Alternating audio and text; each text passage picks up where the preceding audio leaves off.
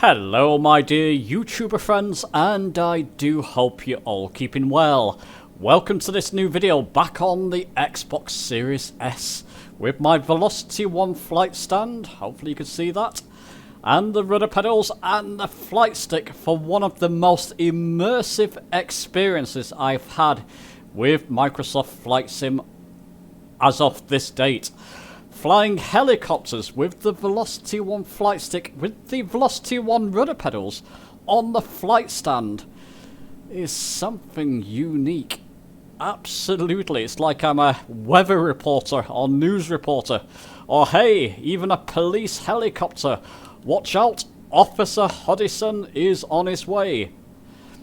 So I'm going to talk you through my setup that I've done here. I'll just show you a demonstration flight in this video. Isn't this incredible for a Series S? Outstanding. And then I'll show you the settings in Sim to where I feel comfortable. Of course you can play around with them, but I'll show you my settings for this setup. Okay, let's not dilly-dally. Wow. Let's get on with this video.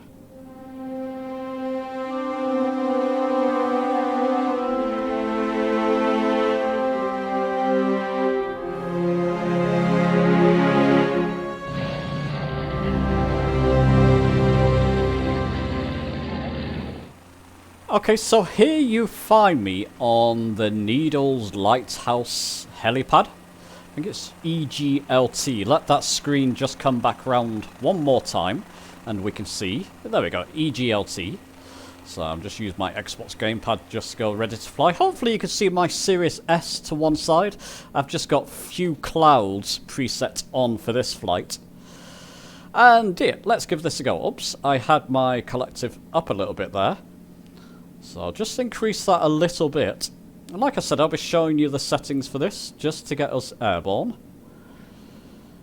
And hopefully you can see now the camera's difficult to place, the placement of the camera. Oh, let's increase that collective. I almost crashed back into the helipad. Just going to use my rudder pedals a little bit, just to bring me round to the right here. Got to be careful, they're very, very sensitive. Now I have turned the sensitivities, as you can see. This is a great example. I can probably fix, there we go. With the settings I've got, that's easy to fix once it starts to spin like that. I'm just exaggerating that a little bit just to show you that I can bring it back out to the spin. There we go. So you just got to be a bit gentle and correct when you do put in a bit of rudder, or when you use your rudder pedals. Correct them with the opposite just so it doesn't spin out of control. There we go. That's better. Oh, that was better. There we go. That's it. Just decrease my collective a bit. Increase my forward momentum there. Not going to be using the correct words. I'm still very, very new to choppers. I'm enjoying this experience, but I've only been practicing for the past hour on this, as you can probably see.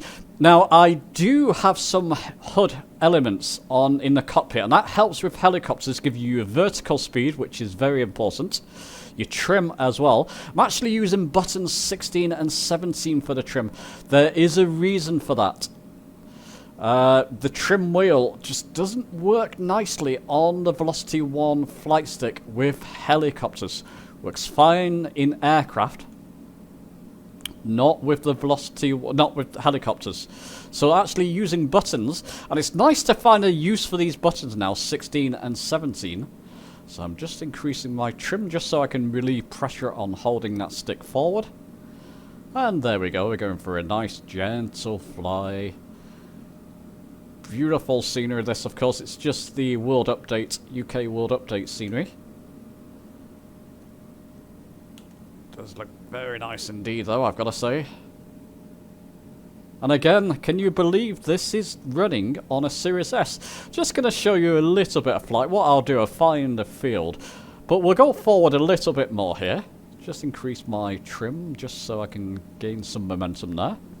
When I do that, I just have to move my collective up a little bit as well. Otherwise I start... Look at my vertical speed to the bottom right there. You can see I was going back towards terra firma, so I've just increased my collective a little bit there just to compensate for that. And what I'll do a turn, maybe a 180 back round. I'll do a left-hand turn. Gentle pressure on the rudder pedals as I'm doing this. If you put too much on there, you're just going to end up spinning.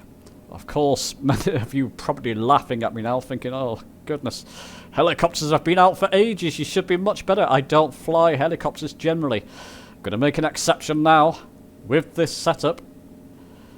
Just feels very immersive. Difficult to explain unless you try it yourself, but it feels like you've got hold, you're in a helicopter seat. Oh, too much rudder. There we go. There we go, I compensated. So as you can see, it just feels like you sat in a helicopter seat with the flight stand, the flight sticker, and the rudder pedals in front of you. Very, very nice. I've not quite experienced anything like this outside of VR. Now I could do with putting on my D-Line clip. I do have a D-Line clip video upcoming, the new version of it. I could do with using that, but I want to do a review video of that first, so keep your eyes out for that. It's a wireless D-Line Fusion. Bit of a spoiler there for you, which I shall be making a video on very soon.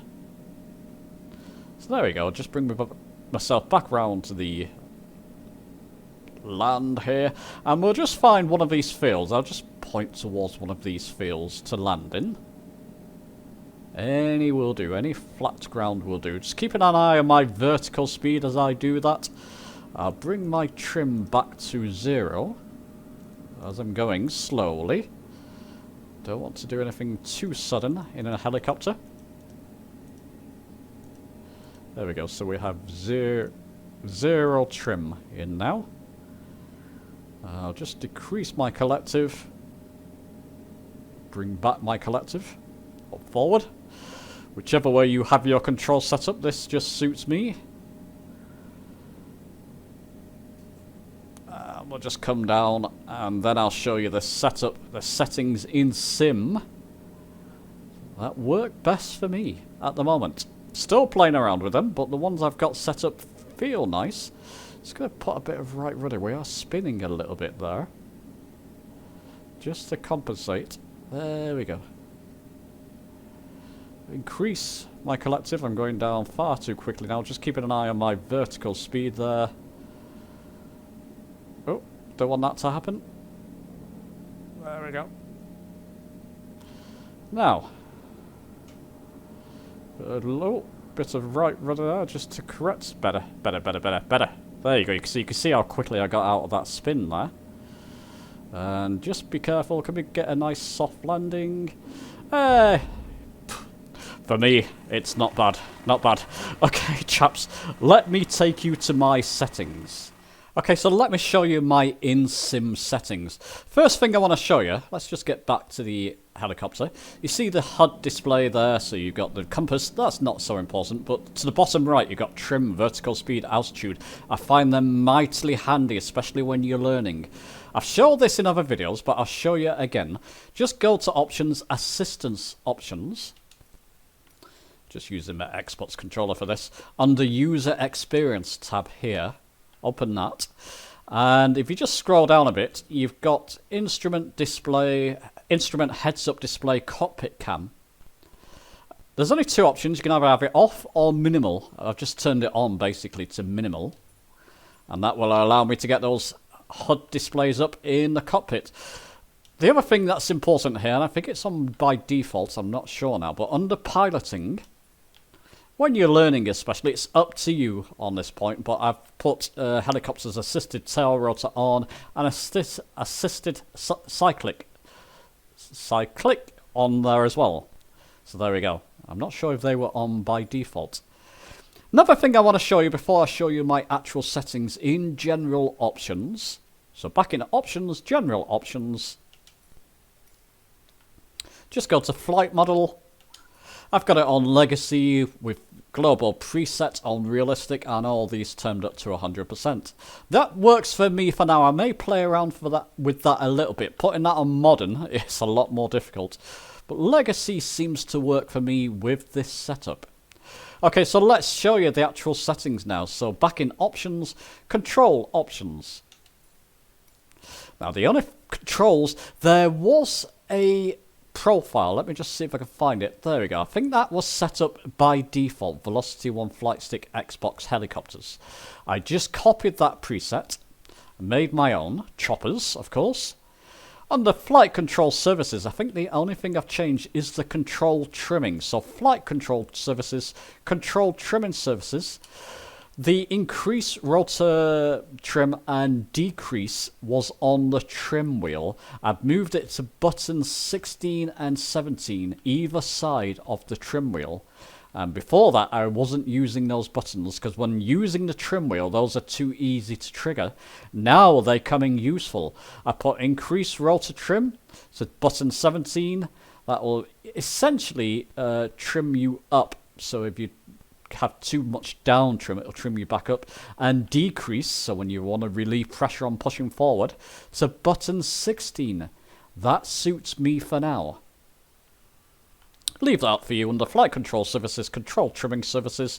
I've just put buttons either side of the trim wheel. Not using a trim wheel because it just doesn't seem to respond correctly. Put some trim in, doesn't respond.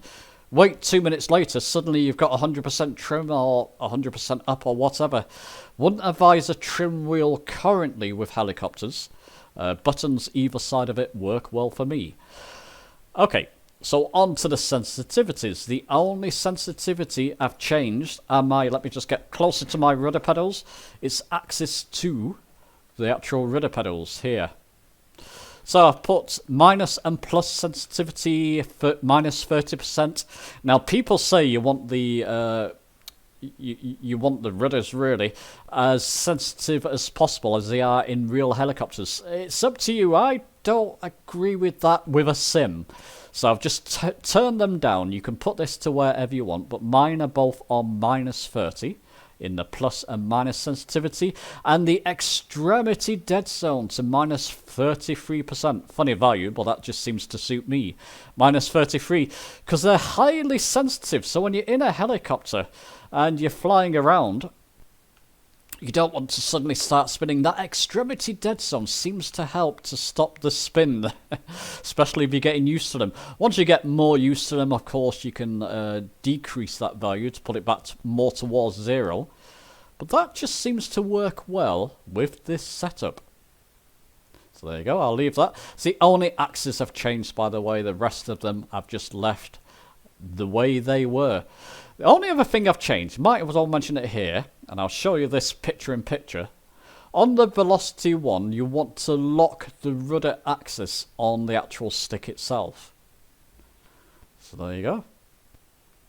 So we could take that off screen, go back and go back. Apply and save. No, I've not changed anything. So what I'll do now is take you to my outro. Okay, so there you go. That's my setup with my Velocity 1 flight stand, flight stick, and rudder pedals. I'm going to leave the links down for my Amazon affiliate links. You don't pay extra. I just get a tiny amount of kickback if you do decide to buy from there. If you have a Velocity 1 flight stick, rudder pedals, and stand, this is absolutely a must try. Massive amounts of fun. And on a lowly Series S, it's just absolutely incredible. Anyway, let me know your thoughts on this video. Give it a thumbs up if you've enjoyed it. I'm enjoying it. Subscribe for more, of course, many more flight simulator videos on their way. And I'll see you soon.